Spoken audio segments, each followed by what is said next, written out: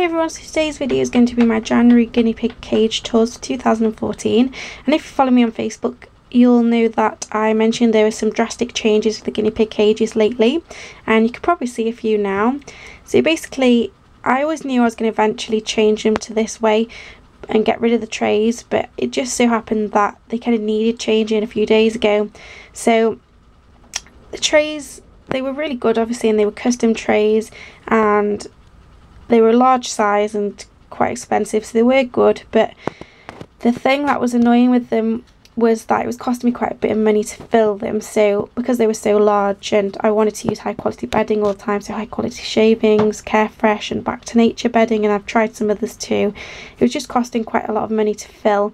And obviously I'm quite fussy, and as soon as the guinea pigs would soil the bedding I'd change it straight away, because especially with the long head breeds I didn't want them to be sat in their own kind of, you know, poos and peas and have damp fur, because it's really not healthy for them. So it was costing me quite a lot of money. And the other thing with the trays is they were quite clumpy and they did take in a little bit of space that I would rather have without the trays, and have the guinea pigs have a little bit more space again, even though the cages are quite large anyway.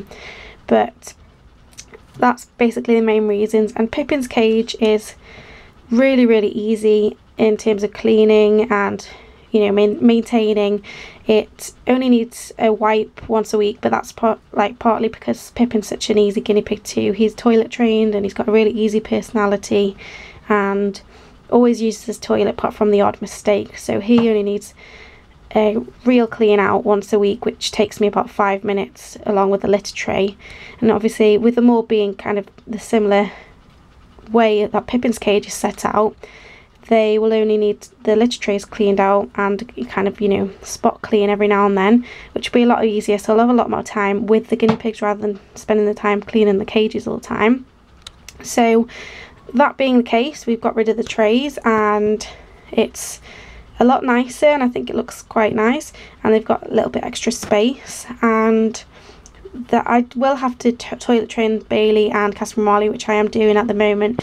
They're just really difficult, and I don't know if other people have found this, but I found that with long head breeds they're a lot messier than the short head breeds, and they literally go toilet anywhere and just like to sit in it and do all sorts of dirty things. So I've noticed that with the long haired breeds, so definitely in the future if I adopt guinea pigs, you know, other guinea pigs, I probably won't go for long haired breeds again because they're such messy little things, but you know, I love them all the same. They're just little piggies. And so yeah, I'm in the middle of toilet training and I literally have to give the cages, apart from Pippin's obviously, a good clean every day because they aren't yet toilet trained, so it's a big pain, but hopefully, you know, in the future it will save me a lot of money. Pippin was really easy to toilet train, so I'm hoping the others won't be that bad either. And you know, I was successful with Pippin, so I kind of know how to do it now and how to go about toilet training them. It's just getting there and it takes time. So they're the kind of changes that I've made, but there is also another little change on the cage. So down this end on Bailey's cage we have a little extra area. So this is what I call the microwave area, because I think it looks like a microwave, and it's just above Pippin's area. And the original idea was that Bailey would move into Casper and Marley's. Obviously it's still, the cages are still 6 foot or just over 6 foot in length, but because there's 2 of them I thought it makes sense to have them in this cage with a 7 foot cage, and you know, Bailey in that cage. But I've actually had to leave them as it is because Bailey is such an awkward guinea pig. He is really afraid of things, not of people or anything, but of changes in general. So when we made the changes to this section he was so frightened, and I've never seen a guinea pig so frightened like that before. So I thought be safer to just keep him in this cage. And even though Pippin and Bailey have got a little bit of extra space, it doesn't really matter because they've still got large cages and they do come out every day for a long playtime throughout the day really, so it doesn't really matter in that sense. And Bailey is the youngest, so he's one of the most active guinea pigs too, so I suppose in that way the extra space will benefit him, and you never know what's going to happen in the future. You know, he's on his own at the moment. Pippin definitely can't be paired because he's been tried and tried, but I have tried Bailey a few times unsuccessfully, but you never know again what's going to happen in the future.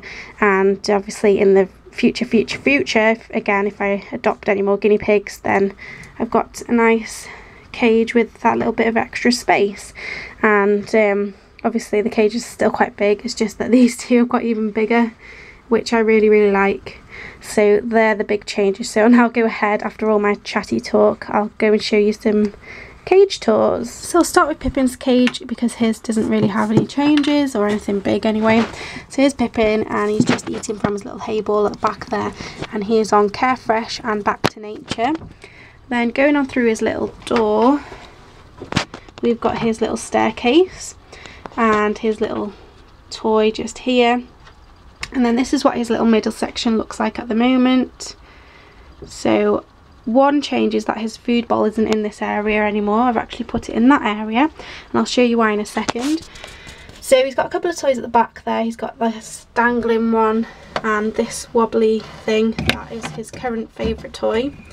It just kind of stands back up like that. And then we've got his water bowl and a dish to catch the drips. And just at the front here he's got a little cat toy.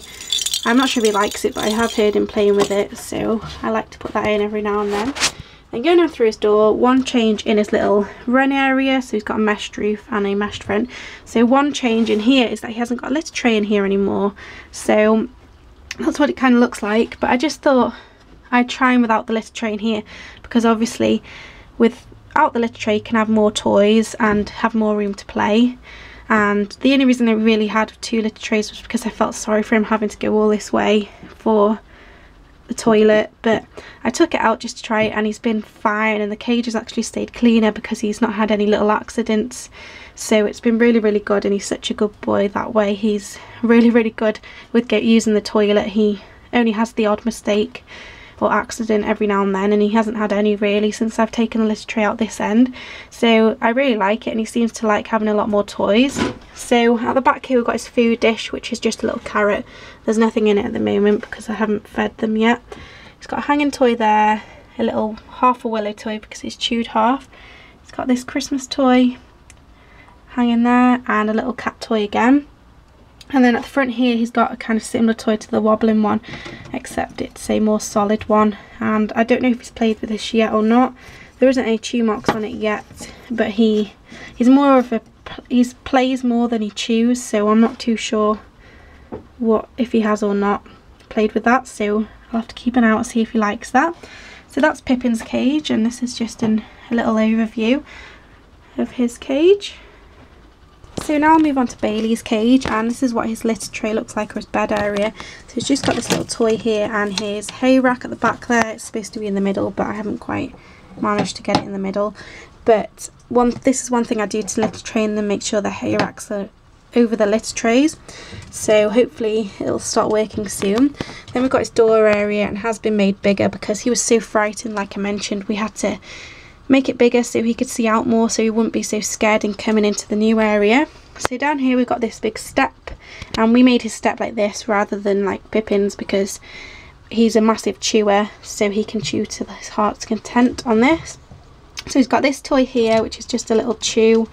He's got some baby links down here. He's got a little ladybird chew just there, and a bottle, and this is a new bottle. They've all had matching bottles because I thought they looked a bit more natural rather than the coloured ones. Then he's got a little toy there.